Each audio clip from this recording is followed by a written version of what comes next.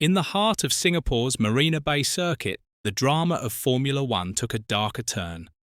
Under the glowing city lights, George Russell snatched pole position for Mercedes. But it wasn't his stunning lap that caught the world's attention. It was the chaos that followed. Max Verstappen, just fractions of a second behind, was left fuming after claiming his final flying lap was deliberately ruined by none other than Lando Norris.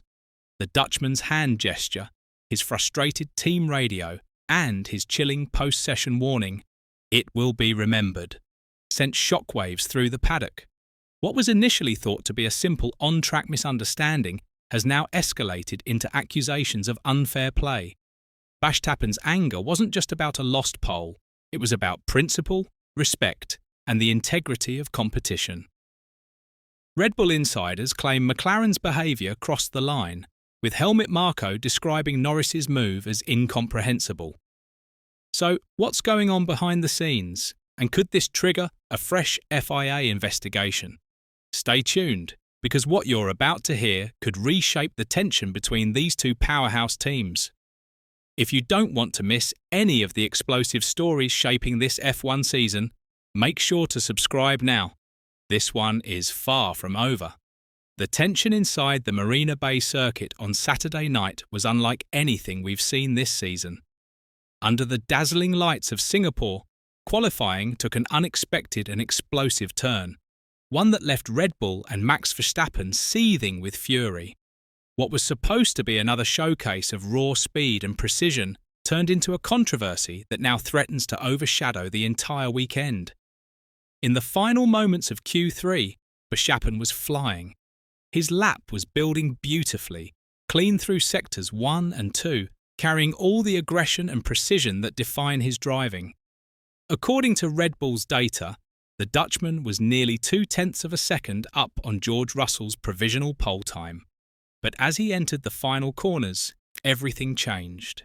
In front of him, Lando Norris's Mclaren appeared, cruising slowly back to the pits after finishing his own lap. The timing couldn't have been worse, but Verstappen had no choice but to abort his run. His rhythm shattered, his lap gone. What followed was pure frustration.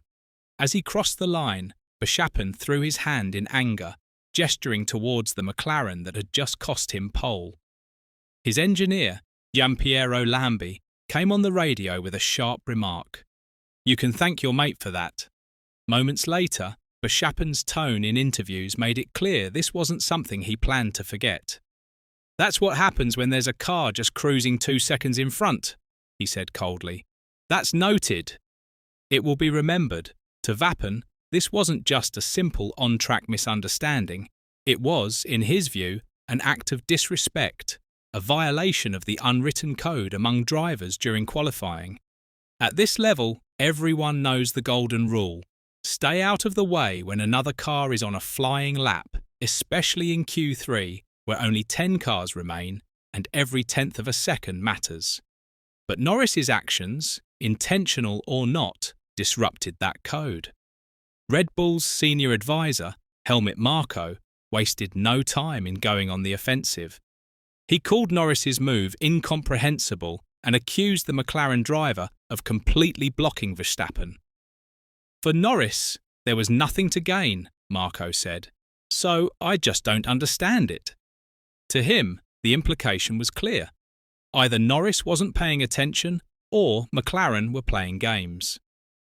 Mclaren's camp, meanwhile, tried to downplay the drama. Norris dismissed the criticism entirely, saying, "They always complain, that's Red Bull." His tone was casual, but his words added fuel to an already blazing fire. It was the kind of response that only made Red Bull angrier, a perceived lack of accountability that now risks escalating this into a full-blown rivalry off the track. Analytically, Verstappen's argument holds weight. Singapore's Marina Bay circuit is one of the most difficult tracks in the world when it comes to maintaining clean air. The narrow streets mean that any car in front, even 2 or 3 seconds ahead, can cause turbulent airflow that robs the following driver of downforce. For a car like Red Bull's RB21, which thrives on aerodynamic stability, that loss can easily cost a few tenths. exactly the difference Verstappen needed for pole. FIA guidelines are clear. Drivers on cool-down laps must not impede those on flying laps, but enforcement, as always, is inconsistent. The governing body did not issue any penalty against Mclaren after qualifying, which many inside the paddock saw as suspicious. Red Bull feel that the FIA's leniency towards Mclaren this season has gone too far. Behind closed doors, the team reportedly asked for a review, citing onboard data that shows Norris failed to yield despite clear blue flag signals. This is where the political tension begins to surface. Mclaren have been the dominant force in 2025, leading both championships, while Red Bull have been fighting to claw their way back. The rivalry has shifted from mutual respect to deep distrust. Verstappen's phrase, "It will be remembered," isn't just a warning to Norris. It's a declaration that Red Bull will not let this incident go unanswered. Whether that means a fierce on-track retaliation or renewed political pressure within the FIA remains to be seen. It's also worth noting how this incident affects the wider title narrative.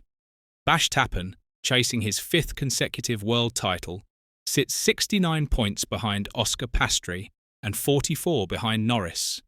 Every race now is critical, and losing a potential pole in Singapore, a track notoriously difficult for overtaking, could be devastating. With Russell on pole and Mclaren in 4th and 5th, Verstappen's frustration has strategic consequences. His threatened starting position leaves him battling through traffic at a circuit where clean air is crucial.